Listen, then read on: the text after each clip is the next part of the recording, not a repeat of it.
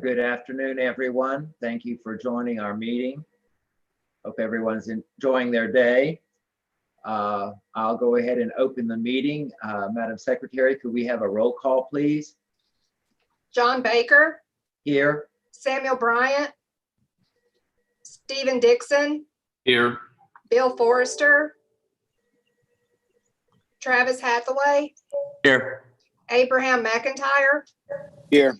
Preston Mitchell. Here. James Tenner. Here. All right, Mr. Chairman, we do have a quorum. Thank you very much. Appreciate that. And again, thanks everybody for joining this. We need to approve our minutes of the last board meeting. Has everyone had a chance to look those over and see if there's anything that needs to be adjusted or changed? Do I have a motion then from the floor to accept the minutes? Oh. Oh, I'm sorry. No, I was going to ask you, were those the ones that I'd asked you to make a minor tweak on after the draft came out? Yes, and the ones that are uploaded are the updated ones that are with the packet.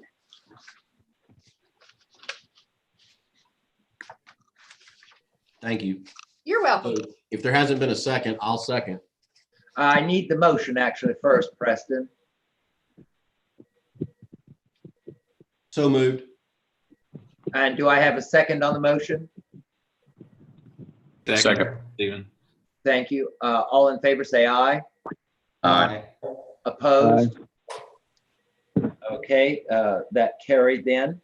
And now we need to do a addendum to our bylaws, lengthening the term of our service to 3 years. I believe that's been approved by the city. Does anyone have any comment on that?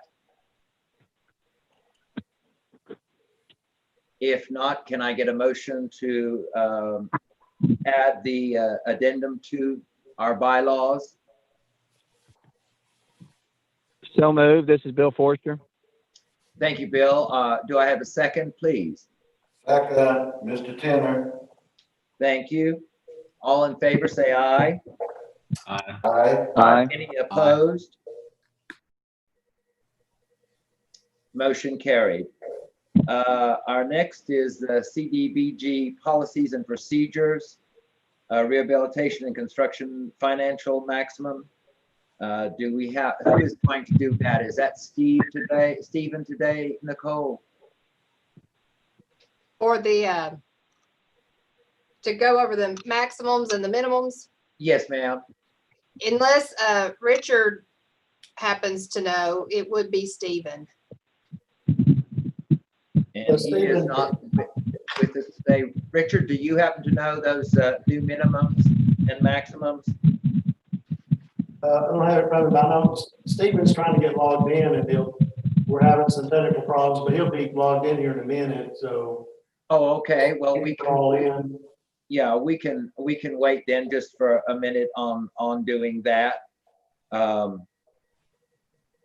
mean, I think it's only it's necessary to extend the maximums just simply because of the steady increase of building supplies and materials.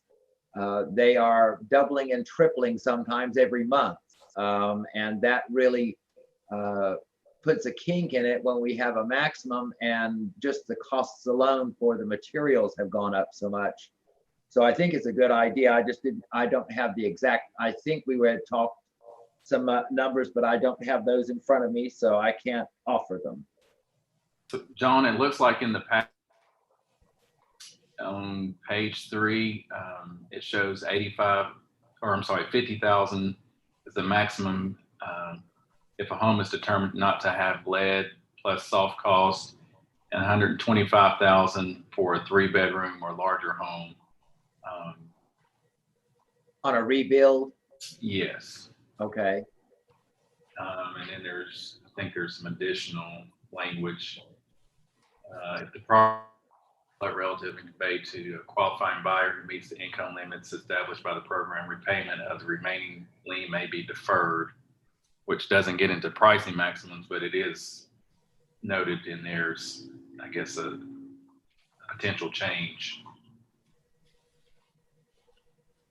Does anyone have any comment on that in raising those limits?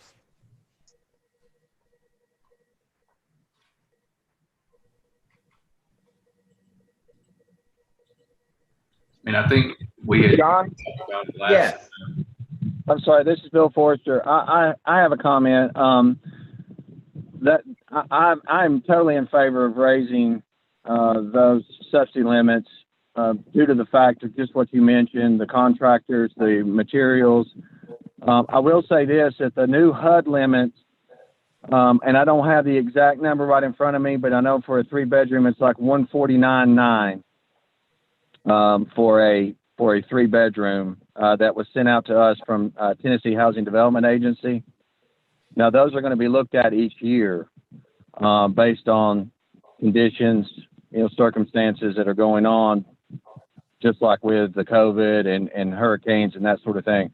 But at this point, I know the HUD number is much higher, so I think the 125 is a reasonable number for Johnson City. Do you think, Bill, that it would be wise to go ahead, since HUD has extended the maximum, that we go ahead and match that amount instead of the 125, go up to the 145? Well, I will say this. My concern is that if the bid comes in at 125 and then we get into the project and there's a change order, what happens at that point? Yes. Yeah. John, Yes. I think everyone's concern is we want to make sure that we have enough funds and also that we can bid this out and get contractors who actually bid and feel like they can do it for that cost and make money. Yeah. Otherwise, we're going to have a hard time finding contractors. So one of my questions, and I assume or making an assumption, is also includes tear down and removal of an existing structure before new construction starts. Is that correct, or is that a separate budget? No, that's part of the number. So that would be included in the construction cost. Yeah. So with that being the case, I feel better about going up to the HUD max as well. I just think for a 3-bedroom, including removal of an existing structure, I think it'd be very tight to get in at the 125. Anyone else have a comment on that? To either raise it up to at least the HUD limit? Could we put wording in there that would allow for an extra amount for the tear down so that it would not necessarily be included in the construction price? Is that a possibility? John, I don't know that that's necessary, because that is typically a part of when you bid out the project, the contractor, that's built in, I guess is what I would say, to the contract. So I don't know that that's actually necessary at this point. Okay. Anyone else have any comment on it? I'm just curious, based on what I heard, and I think that was you, Bill, speaking. Is there a difference, though? Is that gonna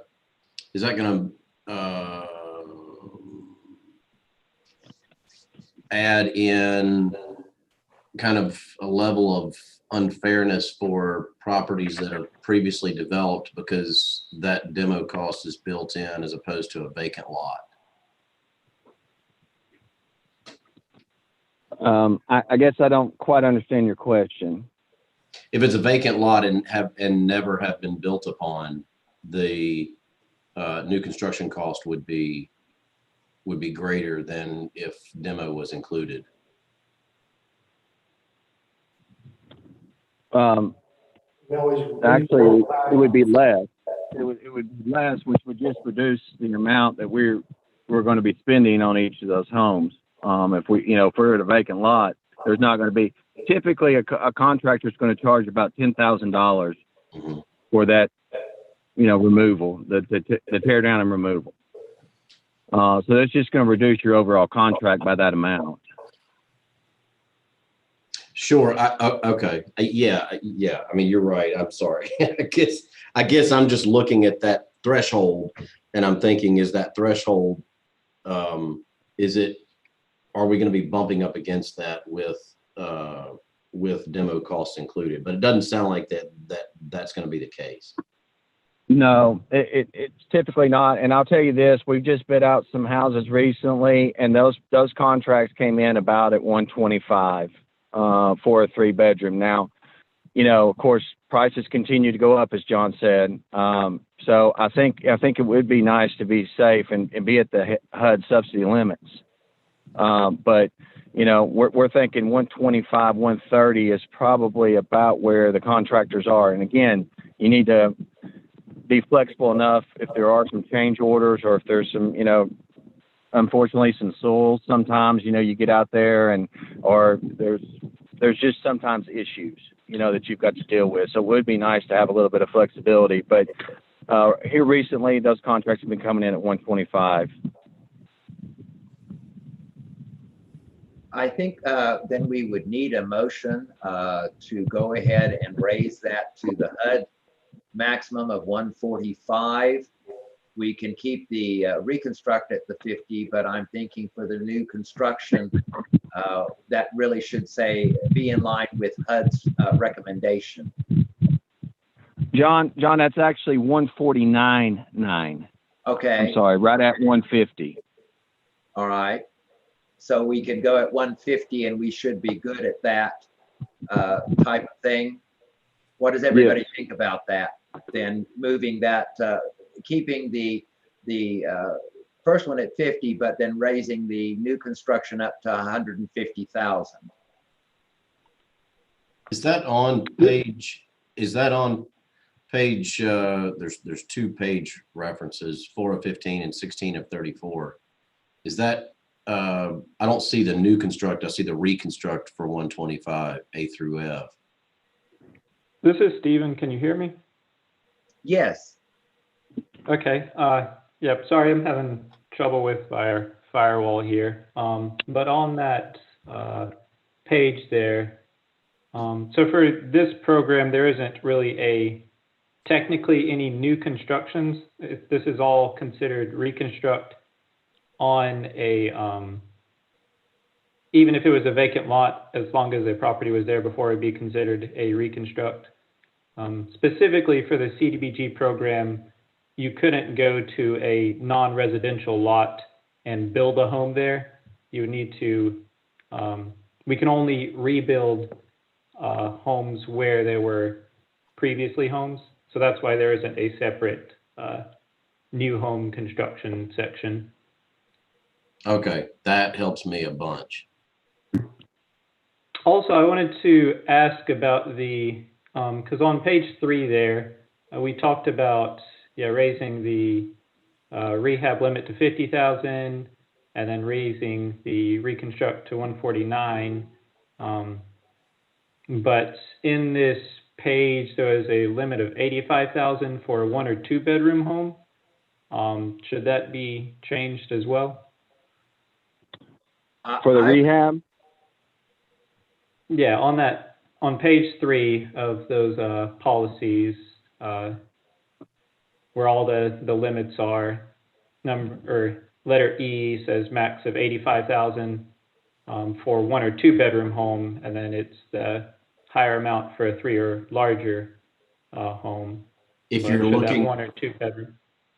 Forgive me, Stephen, if the board is looking at the backup material from iCompass, it's on page 4 of 15. Oh, my apologies. That's all right. Or 16 of 34. But yes, you're right. It's A through F.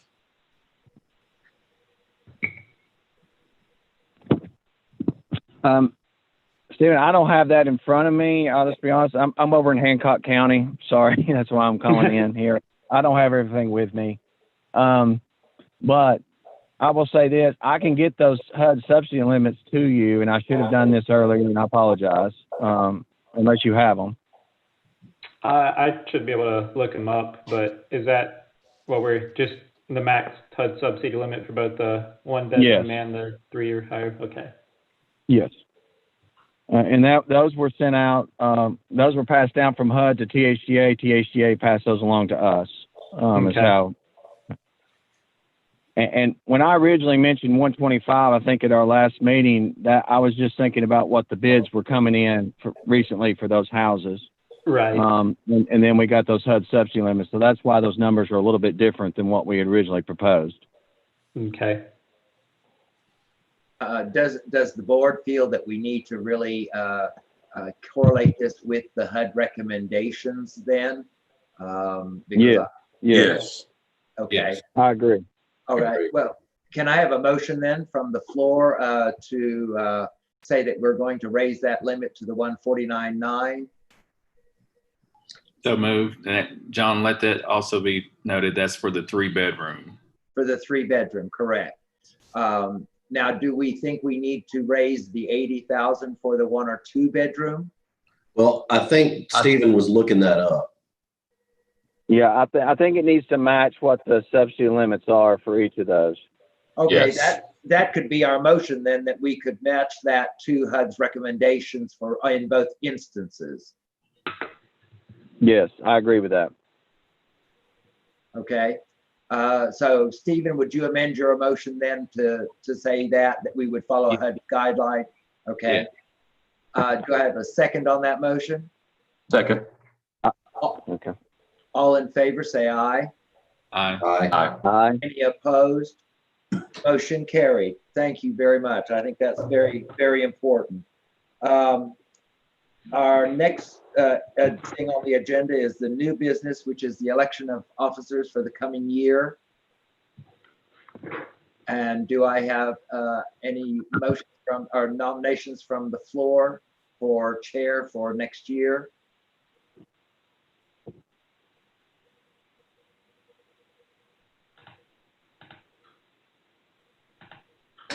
I would nominate John Baker. I'll second that I'll motion. second that. Okay. Second. Okay, all in favor, say aye. Aye. Aye. Any Aye. opposed? Okay, and Bill, will you continue as vice chair for our committee? Yes, I'll be happy to. Okay, could I get a motion from someone to nominate Bill then as co-chair? So moved. Mr. Tanner. Okay, and second? Second, Stephen. Okay, all in favor, say aye. Aye. Aye. Aye. Any opposed? Motion carried. And the other officer is that, Nicole, do we still need a secretary as officers? I don't have a list of the officer positions. Yes, I'm not a voting member, but you do need a voting member to be the official secretary. I'll just do the stuff. Oh, okay. Okay. All right. So could we have a nomination for somebody on the board to be Nicole's stand-in?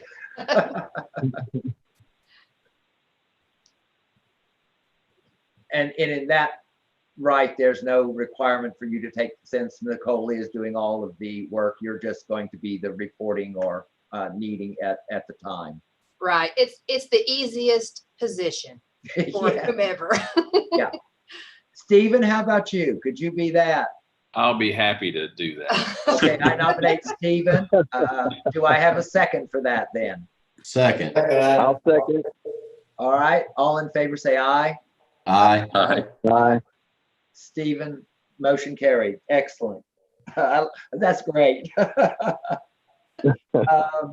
Now we have reports for the First Tennessee Development District CDBG project report. Is that Stephen? Are you doing that for us today?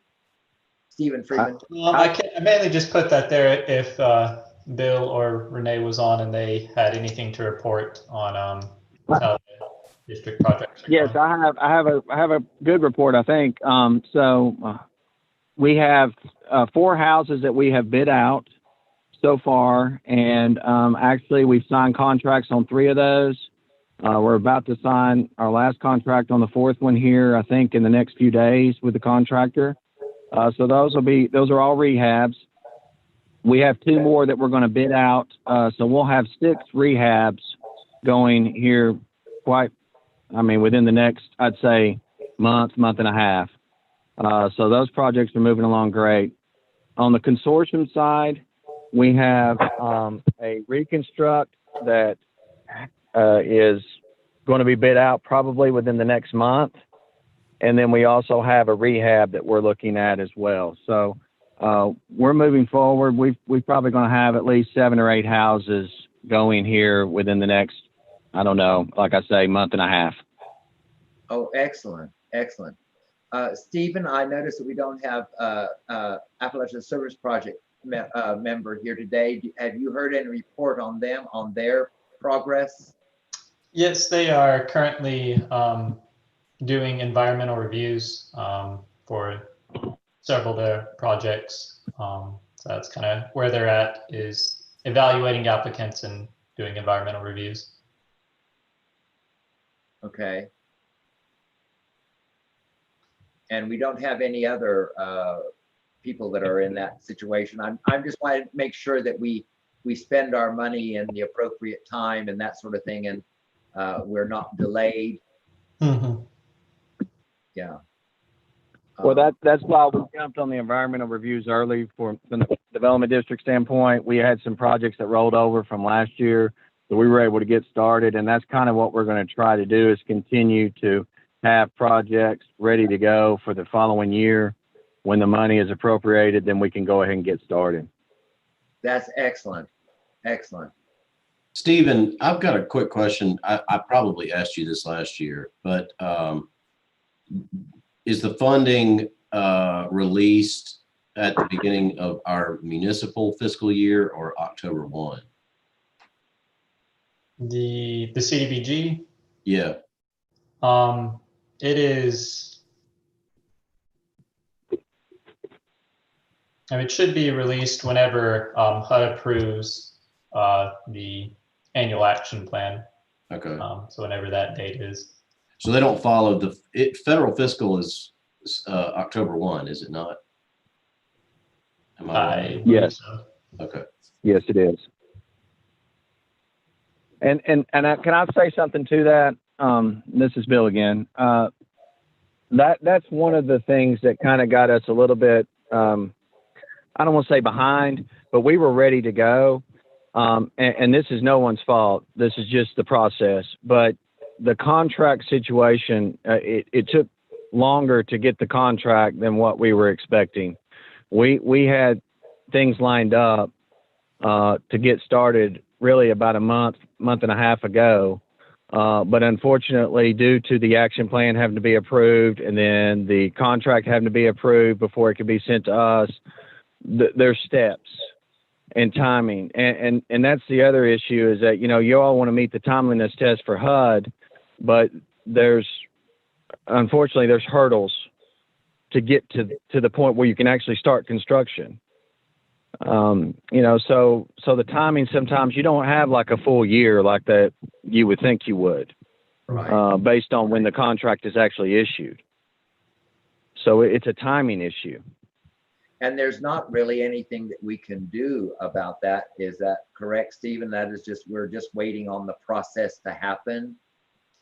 Yeah, I can hopefully be a bit more prepared to get it out sooner next year.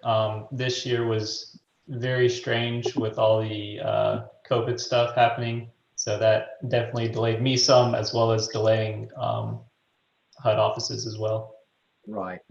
And please don't misunderstand. I'm not blaming anybody. So, I'm just telling you that the process can take longer than, and actually back you up to the point where you don't have that full year to get these projects done. And so that's why we wanted to be ahead of the game this year, have those projects done with the environmental reviews, and be ready to go when we did receive the contract.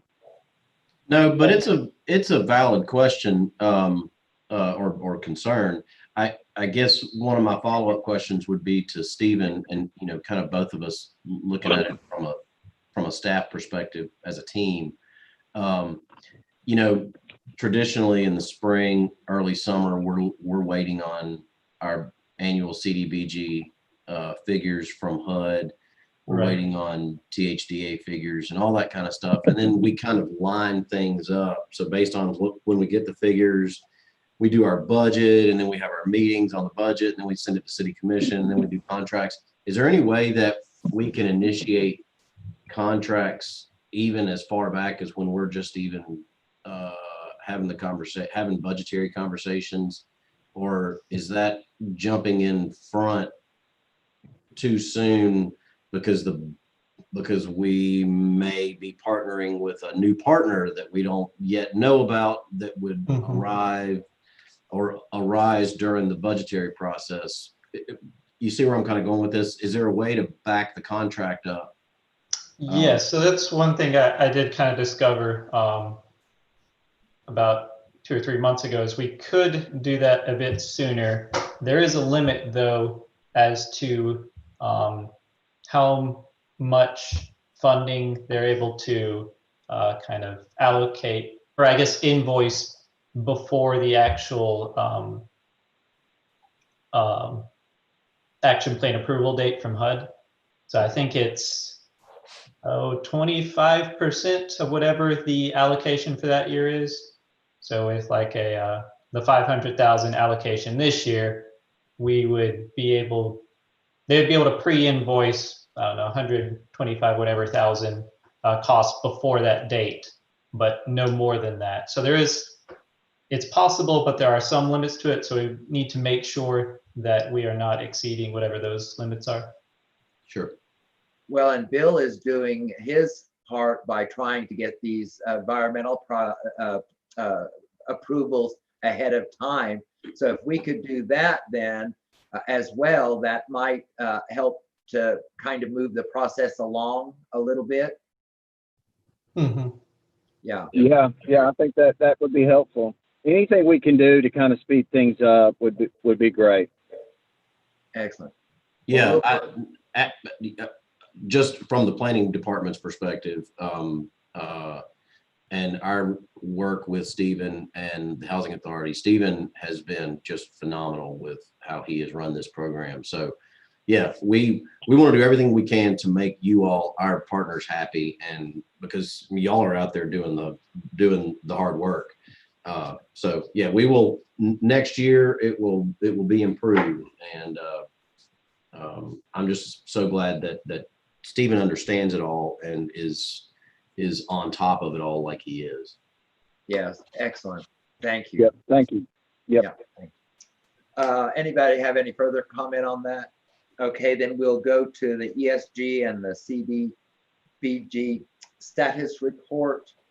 Is that is a separate one there, Stephen? Yeah, let me pull up my screen here.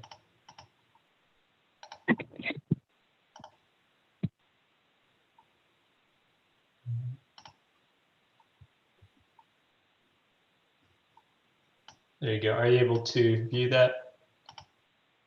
Not as yet. Not yet. Oops. There it is. So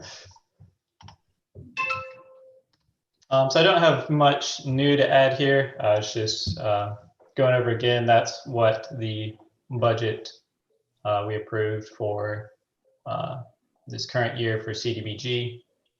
If anyone had any questions about that, but not. There's also the ESG budget, which both of those, or the ESG is kind of underway. It was also pretty delayed. So this year was the first year that THDA was switching from paper draw request to online. And so they were several months late even getting set up where you could submit draw requests.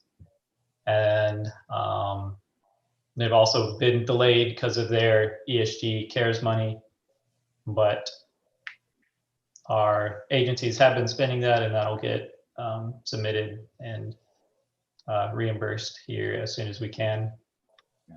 I have one question. I know that we gave some money to Salvation Army because they were going to install bathrooms and that sort of thing, but I have not seen any evidence that they have started work on that as of yet. And that's been right. We still need to finish the environmental review for that before they can really start that. So that is also underway, but once that is finished, then they can move forward with doing that. Do we have a time frame on the environmental study? Because I know that that has been many months ago that we approved this. Not as of yet, but next week I will be getting with Antoine and we'll try to get that finished up as quick as possible. Okay, yeah. And has Eastern 8 been able to start their projects yet? Do you know? They are also finishing up their environmental review. Okay. They just have the one home they're doing, but that is, I spoke with Sherry earlier, and they are in the process of that. Okay, excellent. Does anyone have any other comments or questions about this for Stephen? Okay. All right, there's a review of what was allocated for the home consortium for this year. That includes a bunch of carryover funds as well, but we have Johnson City has 83,000 towards home ownership, 480 towards home rehab. There's a list I got from the district of the projects they're working on there. I think Bill mentioned earlier they got a couple projects that are getting started for the home consortium. Okay, excellent. And here's just a chart of the CARES funds that we've actually received and know about, because I know there's been a lot and it's been a bit confusing. So on the ESG side, the first part 1 we got in August, and that was the 375, and we're expecting the part 2 sometime late 2020. Don't know when, don't know how much, so maybe more. On the CDBG side, we first got that initial round 1 allocation back in April, and that we divvied up, and that's in the process of being spent right now. The last month we got our round 3 funding. So round 2 funding, we didn't receive any of that. I think that was in May, and that was going towards mostly people who didn't receive round 1 funding. But last month we got an extra 522,000 for CDBG CARES funds. So that is something that we will need to figure out how to spend. Okay, is that something that we need, because I noticed that our next board meeting is not until January. Is that something that needs to be taken care of in a November board meeting, or is that something that? No, it's so the timeline for the CDBG CARES funds, the deadline for when you need a plan to spend them is August of 2021. After that's in place, you have 3 years to spend 80% of the funds.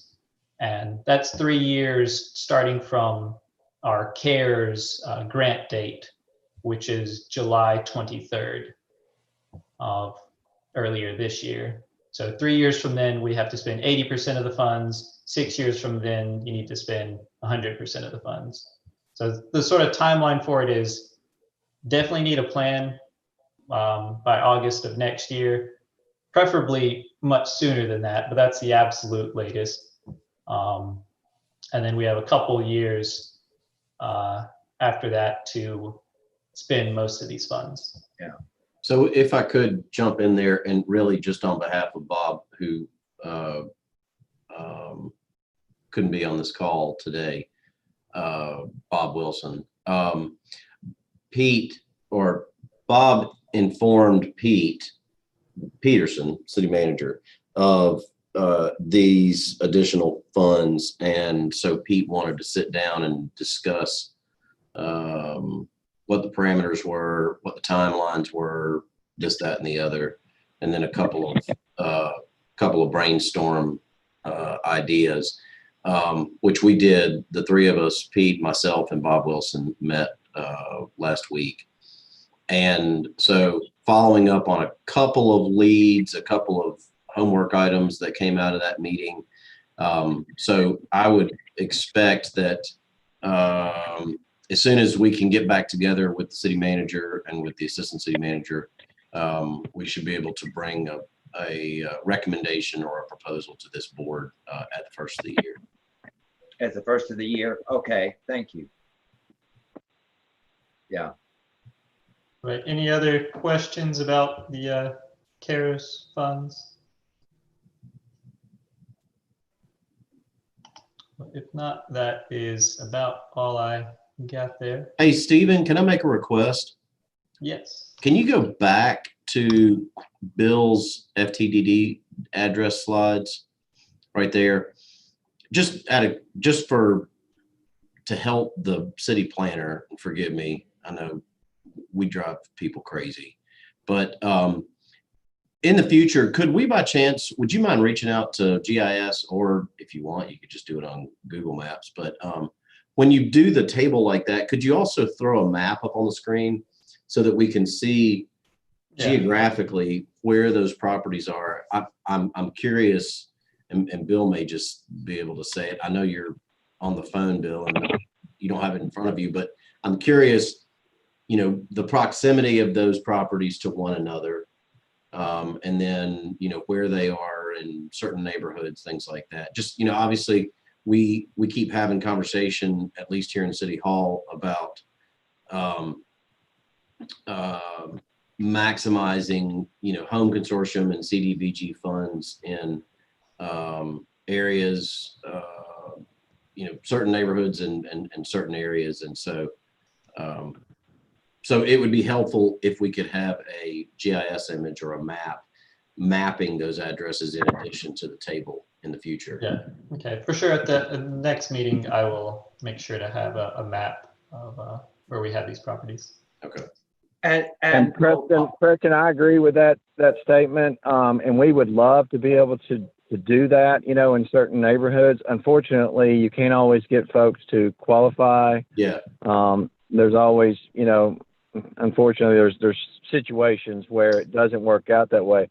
I mean, it would be very beneficial to have 3 houses in a row, you know, because your contractors are going to want to bid on that type of scenario anyhow. Yeah. Right. Yeah. I mean, it's going to reduce your costs, but and it would be great for the city too, to dress up that particular street or neighborhood.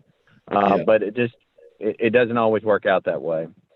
Well, and no, you're exactly right, and we understand that, and as does our city leadership. They certainly understand that reality doesn't always match up to the ideal. Right. But I think one thing though, being able to map these addresses, I presume the bulk of these addresses are in our more urbanized, older portions of the city already. Anyway, yes. And so that already is a concentration. It would just be helpful, especially if we ever, you know, had to run this through the city commission, that we could map those and show that to them. Oh, I think that's great. Absolutely. Yeah. Yes. Expanding on Preston's idea, Stephen, is there a way of doing that on a plot that we could go back just a couple of years to get it, and then going forward doing it, so that as we work around the city in the neighborhoods, we can see what areas might need more, we might try harder in certain areas or something of that nature? That would give I us can go back and try to collect a list of addresses and plot them all out. I think that would be very helpful for maybe for Preston and for the city also to see how the neighborhoods are moving and what areas are being rehabbed and that sort of thing. I don't know if that just couldn't be some good information to have. I think you're right on the money, John. I think that's, yeah, I think that is an excellent idea. And not really, and Stephen, not something you have to worry about. If you just simply had the addresses, GIS is happy to do that for us. Yeah. Okay. Yeah. And you can have, then we can start that by our first meeting of next year. Then in January, Stephen, you'll have that information and we can look at where we're at. Great, thank you. That's awesome. That's a great idea. Does anyone else have any other further comment? Okay, thank you, Stephen, for adding all of that information. You're so good about doing that and keeping us all updated on things. So if we don't have any board member comments, public hearings, our next meeting will be January 28th at 12 at the administration conference room as it stands now, depending on changes that may happen. And I thank everybody for being here today. Good work, everyone. I'll adjourn the meeting. Thank you very much. Thank you. Thanks. Thanks. Take care, Bill. Thank you all. Too. Bye-bye. Bye-bye. Thanks, everyone.